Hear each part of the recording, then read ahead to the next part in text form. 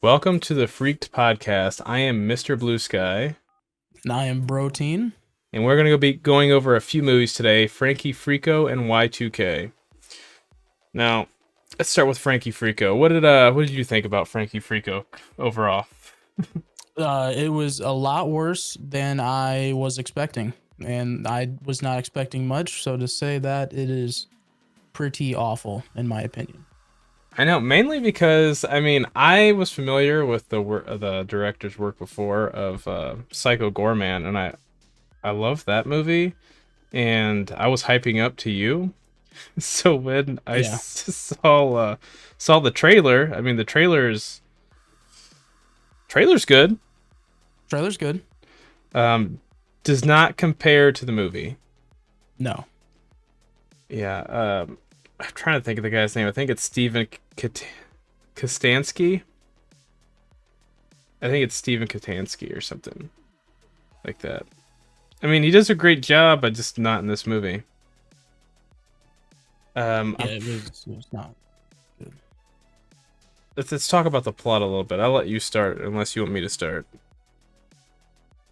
I can start. So it's basically centers around I don't even remember what the main character's name was. Not important. Yeah. Average white guy. I think Connor, maybe. He's just starts out with he's just a working guy and is very boring at his job, and then he goes home and is very boring with his wife. And he happens to have a weekend alone, and he sees a TV ad for a phone number that you can call, and it's Frankie Freako.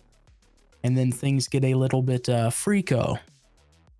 That's pretty much what it goes around. Yeah. When you look at the trailer and they show a bunch of cool puppets, and it looks like it's going to be like super indie type movie with this world of, what is it, Freako World? That's what it's called, right? That sounds right. It almost seems like the whole movie is gonna, like, the first quarter of the movie is gonna take place in the house with Connor. I think it is Connor, and the Freakos, like, basically doing what they're doing, like destroying his house, trying to get him out of his comfort zone, and then we're actually there the whole fucking movie. Yeah. We're in the other world for like 5 minutes. I think maybe a collective of 10 minutes altogether, and I think 8 of those minutes, if not 9 of those minutes, are in one location that only shows an office of the villain. Yeah. And like Psycho Goreman, I know you can't really talk about this. There's like a weird sexual tension. Like, Psycho Goreman is a big fan of hunky boys, and the villain in this movie is attracted to Connor, but it doesn't make sense why. It just like calls, what does he say? Like, look at that sweet ass or something like that. Yeah.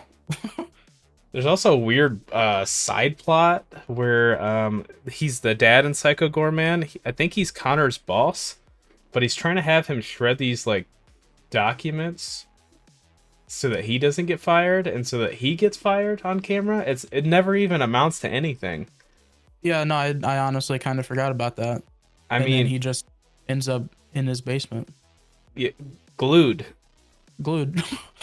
Yeah, like, we could talk about how he got glued, but I don't think it doesn't really matter, to be totally honest. The director is originally a makeup artist. I think he did a lot of special effects department. Okay. So I think that's why like the Freakos look so good, and some of the effects look really good. But other than that, there's no reason to really watch it unless you really want to go brain dead or take a shot every time the one character says Shabadoo. Which could be fun. I mean, that was the highlight of the whole movie. It was either fart jokes or Shabadoo. Yeah. Yeah, and going back to the trailer, like, yeah, the trailer looks good, and like the way that the narrator talks over it and makes it seem like it's gonna be just like a fun, dumb movie. Like, you know, it's gonna be a dumb movie, but not just an awful movie. Yeah, and even the ending, like, it's a little spoiler warning. I mean, at this point, we could just you're probably not gonna watch it anyways. Probably not. But the ending, it's like his girlfriend is like, yeah, I knew them back in college. It's like, what? Yeah. How the fuck did you know them back in college? What? They're from the world, like the planet Freako. How the hell did you meet them? Is it because, if I don't even remember, is it because she was lame like Connor back then? Is that what it was? I don't even know if they really said, because like they didn't say like I don't think, as far as I remember, I don't think they said like she called the number one day in college because she was trying to be more exciting. It could have, and just completely got swept under the rug because it was not great and just appeared out of nowhere. But I don't remember anything like that. I don't either. I remember that you don't know if Connor calls at the beginning. I remember that, like, you're like, did he actually call, or did he? Because he just kind of falls asleep, so there's no indication that he. That's true. And I guess she's an artist. Yeah, we'll talk about that a little bit more too. She's an artist, and he's freaking out about all these things being broken about around the house, and it's her sculptures. And really, she called the Freakos for her, not her boyfriend or her husband. Yeah. Because she needed new inspiration for her sculptures. I don't know if you remember that. That's an actual thing. She was like, "Yeah, I needed inspiration." So That's true. Yeah, she's like, I didn't like him anyway. Yeah, and they're all broken and taped together with duct tape and painted over with spray paint. She's like, yeah, those look a lot better now. oh boy, I'm trying to wonder how much this movie cost. I gotta look it up. I just looked, and it's just from Reddit, so take that as you will. But it says $50K budget. I mean, I guess. I mean, I feel like you could do. I feel like most of that money went directly into those puppets alone. Yeah, I would say so. Because the only other thing is just messing up the house. But I mean, you could put together something like that for $500. A lot of people. It doesn't have like a Rotten Tomatoes score of like 87% or something wild like that. Rotten Tomatoes 87%. Yep. Metacritic 73% and IMDb 5.6 out of 10. That is insane to me. Yes. I don't even think I would. I'm not gonna go about the rating yet, but Jesus Christ. There's a lot of things you could have done with this movie, I think, personally. Like, they actually could have just been, like, ruining his life. That would have been, like, a better road to go down. Mm-hmm. I mean, I thought that's where it was going to go as soon as we saw his job. But basically just shows you he's just kind of like a little pussy. Yeah. Reading some of the comments here, too. Like, 8 out of 10... 10 out of 10, a blast. Most fun you'll have at the movies. Like, where the hell did you, like... Oh, boy. And then you got some people that don't understand what it is, and they give it a 2. But I would give it a score close to this, probably, but Gremlins meets Evil Dead meets Chucky. I wouldn't compare any of the three, to be totally honest. No, I was... Maybe Gremlins. Maybe Gremlins. Yeah. But, like, if you think about it, it's almost like somebody watched The Cat in the Hat Yeah, and then did a lot of drugs and were like, yeah, yeah, this works. yeah, not the Cat in the Hat movie. Like they watched the original Cat in the Hat animated cartoon and was like, "Hey, let's take some PCP and see what these guys will look like afterwards." And basically, that's what you get. Yeah. Yeah. How do you feel about the acting the whole movie? Because there's some jokes there didn't really pay off. Yeah. Like Connor I, doesn't swear at all, and he doesn't. No. they make it seem like other characters in the movie swear, but he it makes it think like, oh yeah, he's gonna swear once, and like, oh my god, this is awesome, and then nothing happens. And it just never does. Yeah.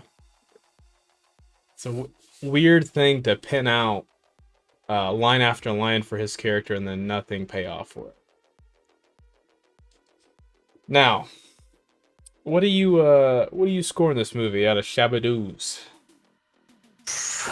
I'm gonna probably have to go close to the one that you said, the 2. I'm gonna bump it up to a 3 just because of the Shabadoos. Yeah, I would say probably 3 Shabadoos out of 10. Yeah. Only based on the fact that the art style is really cool. Like, if we saw more of like Freako World, like, I don't know if you've seen the movie Cool World, but it feels like Cool World's landscape. Like, shit Okay. looks all distorted. Like, there were so many things they could have done there. You've got the way you get around is by like minecart. Yeah.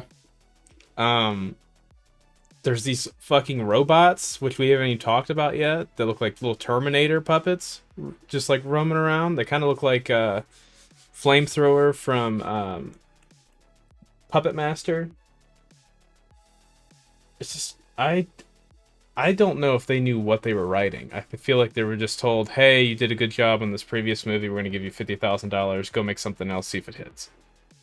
It does seem that way. And like I have a picture of the movie cover pulled up, and like it the cover, the trailer, it seems like it would be a good movie for what it's supposed to be. And it didn't land. I'm even looking at the poster now, and I see the guy with a melted face. What's his name? Yeah. President Munch in the background. A robot. What? Like his wife is like. Why is she doing like like a secret thing? Like, I guess that now tells us that she was behind it all the whole time. But I guess so. never would have looked at that. I mean, the actor kind of looks like Dan Stevens. If you look at the poster, it looks like Dan Stevens. Yeah. Yeah, I don't. Yeah. I don't think he's got any more projects coming out this year. I hope not. For the time being, Yeah, I hope just not. stick with what you. Oh, his filmography is not the best either.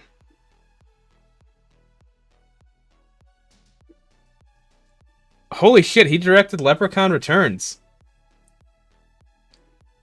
He did. I was watching that before you guys came over to watch it.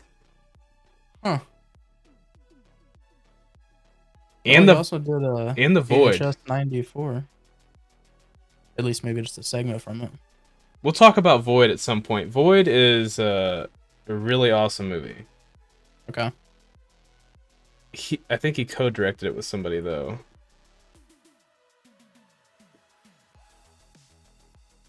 Yeah, he co-directed it with somebody. Wow. Okay. Let's talk about Y2K. It was a way better movie. Kind of made the night feel like we're dying inside. Yeah. Just personally, after watching that, not only could we like barely hear it the whole time, but like it just didn't feel good at all. Now I think when Y2K was not what I was expecting. I never even saw a trailer for it. I don't think I did either, to be honest. I had no idea what the movie was about other than like knowing what Y2K was. Right.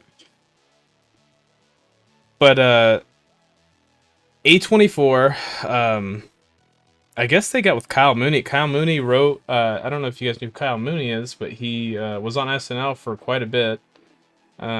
Really funny guy. He directed and wrote this movie, and takes place on New Year's Eve of 1999, where the rumor was from Leonard Nimoy in his fucking 40 VHS tapes he put out of the world ending because computers didn't want to be slaves and everything was just going to go out because of the millennium.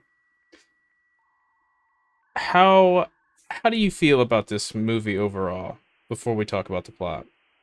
Because I'm seeing some Overall, scores that are not like mine. okay. Overall, I enjoyed it.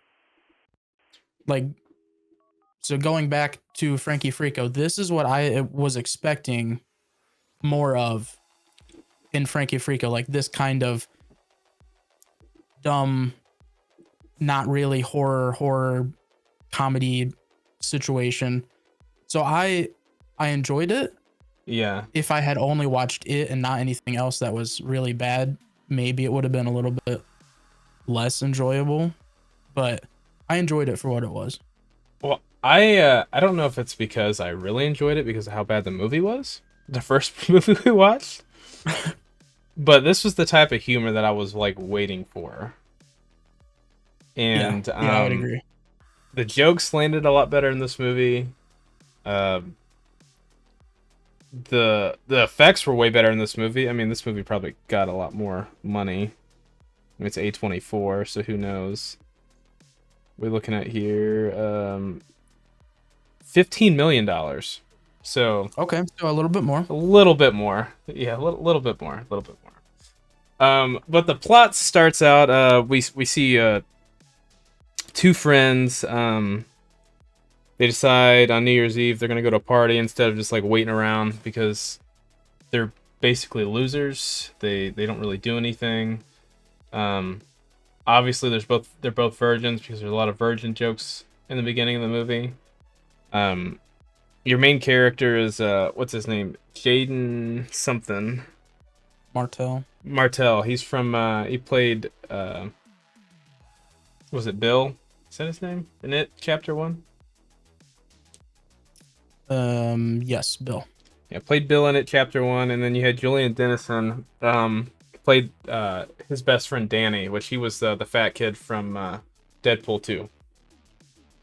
Then you had Snow White in it. Snow White is the love interest of our Bill from It Chapter 1, and I didn't even know it was Snow White until my brother told me like a few days later. Oh, really? I didn't realize you didn't know that that's who that was. No, I was like, I don't know who this person is. I've never seen her before, as she's got a giant Disney movie coming out same week. No idea. Yeah. But yeah, there's gonna be a little spoiler alert here. I didn't wanted to talk about it a little bit before we started getting into the details. But our two buddies go to a party, and shit starts hitting the fan real quick.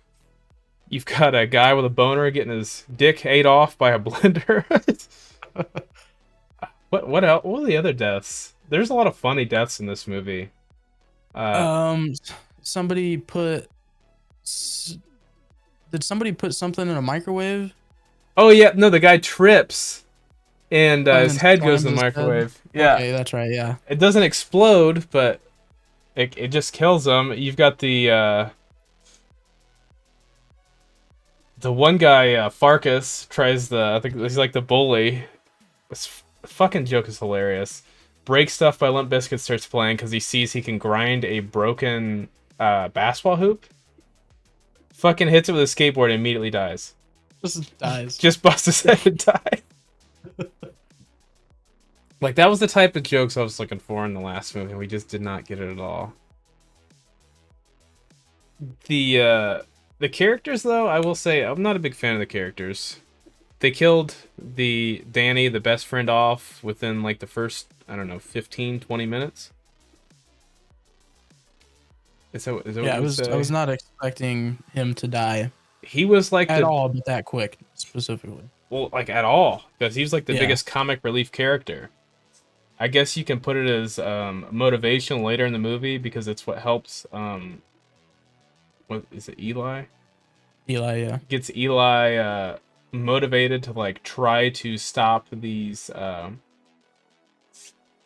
machines from taking over humans, because I mean, you find out, which is kind of weird too, is you don't find out until almost the end of the movie that the machines were tired of allowing humans to just like slave over them, so they're just going to turn them into slaves and then use them as batteries. Right. I don't know why we found that out so late in the movie. Probably like the last 15-20 minutes of the movie. Yeah, I would say so. Um, really, it's Eli trying to get his dick wet. Basically, it's the plot, personally, and while an apocalypse is going down. Yep, that's a pretty good summarization of it. The plot wasn't bad. I thought that the fact that only this area was affected was a little odd. I mean, isn't that what it says in the movie, that it's only that town that's affected? Yeah, and then spoiler alert, but like that's what's happening at the end of the movie. The computer's trying to upload the virus or whatever to the rest of the computers so that way it can spread across the country or the world, whatever. But yeah, it starts in their town for whatever reason. And they go to the school because they have the best You're trying to tell me that school has the best broadband connection in 1999? Like, they're getting the upgrade and they're just like, oh my god, here we go. That's the part I didn't understand at first, because we watched a plane explode in the fucking air earlier in the movie. That is true, yeah. So that's why I thought it was global. I was like, okay, stuff's just like blowing up. Like, so as long as it's in the vicinity, I guess the airspace of that town that just takes over. I'm not Yeah, gonna... just entered it and then yeah. I probably wasn't too much thought necessarily put into that part specifically. Yeah, I would say. I think it was more about jokes and kills about this movie. Yeah. I mean, that's the type of movie it is. A lot of throwbacks, though. I really like the soundtrack of the movie. I really like the soundtrack. I really like the wardrobe. Like, the costume department did a really good job with everybody's wardrobe. Like, everyone's wearing fucking piercings, dyed hair. You see a lot of like nods to like Blink-182's Warped Tour of '99. Did a good job with the AOL AIM system. That system was rough. I remember emailing people in Instant Messenger back in the day. So, I mean, I thought it was a good movie. Yeah, I agree. You even get a little bit of Tybo with Billy Blanks that comes into play there. Yeah. It's Fred Durst is in the movie, which I thought was weird. I thought it was funny that they put him in the movie, considering how he looks now. They made him look like he did in 1999 and 2000. Kyle Mooney, I mean, he always has to put himself in something, but he plays a pothead that's at the video store. I like the inclusion of the video store thing too. Yeah. It's just like, if you were born around the early 2000s or the late 1990s, like it definitely feels like, I think that's why I'm giving it a higher score than what most people would. And I'm gonna rate the scores, or I'm gonna read some of the scores off before I rate it and then you rate it. Okay. So on IMDb, I don't know what the Rotten Tomatoes score is, but Metacritic gave it a 49. That is... Frankie Freako had a 73. Yeah, that's insane. 4.8 out of 10 stars on IMDb. And looking at some of these like A24's first biggest train wreck in some time. Imagine an SL sketch blended with apocalypse vibes, with nostalgia and technology blended together. To me, that sounds amazing. Yeah, I agree. I guess they were wanting some like dark, twisted A24 film. I mean, we were just talking about that trailer that night of that movie that I couldn't believe it was an A24 movie. Yeah, The Materialist, I think it's called. Yeah, so I can't imagine what reviews that's gonna get. Any It looks like Biscuit fun. heads in here? No. People are mad because Limp Biscuit was in the movie. Like, I don't. Crashes before it loads. Starts strong, and then halfway through, it just burns out. I would kind of agree with that comment. I would kind of Yeah, agree I with could that agree comment. with that. They gave it a 5. I don't know if I agree with the 5 personally, but I think personally I would give it probably a 6.5 at the highest out of 10. Yeah, I was thinking right around 6.5, maybe 7. I don't know if I would want to watch it more. Like I would probably watch it again, maybe in a couple years, but I don't think I need to rewatch it a ton to really push that score up. No, I actually wanted to rewatch it today, Okay. and the wife didn't want to watch it, so yeah, I was ready to watch it today. I don't know. I'm a big SNL fan. I think that's why I like it a lot. Um, okay, so I'm reading some trivia here. I thought Jenna Ortega was supposed to be in this movie. I guess she originally was. Oh, okay. Um, and she was replaced by that what's her name, Rachel Ziegler or whatever it Rachel is. Zegler. There was a lot of wasted um actors in this movie and actresses. I will say I was that. thinking, it looks. I was looking at the cast too. The kid Leroy played Soccer Chris, which he continued to call him Soccer Chris, and it just kind of became a thing. I didn't even know that was Kid Leroy. I didn't either until just looking at the cast. That's like Mason Gooding from the new Scream movies. He was in it. He was Mm. one of the Yep. hippies.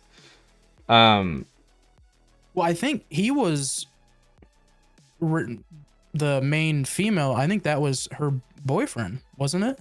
oh yeah, it was. Yeah, it was. Well, it's like Tim Heidecker played in it too. He was Eli's dad, and I was like, okay, cool. Where's the joke gonna pay off here? Because Tim and Eric's bedtime stories and all those shows from Adult Swim are hilarious. Didn't have but like maybe 2 minutes tops of dialogue. Yeah. Yeah. Miles Robbins is in the fucking movie too. Dude's hilarious when it comes to being a pothead. He played in Blockers. He was the John Cena's daughter's boyfriend. He played in Halloween 2018. Just didn't really use him either. Yeah, and Alicia Silverstone. I didn't even recognize her, and I asked you. I was like, "Isn't that her?" She was his mom. Yeah, I don't understand the whole Yeah. thing with the parents.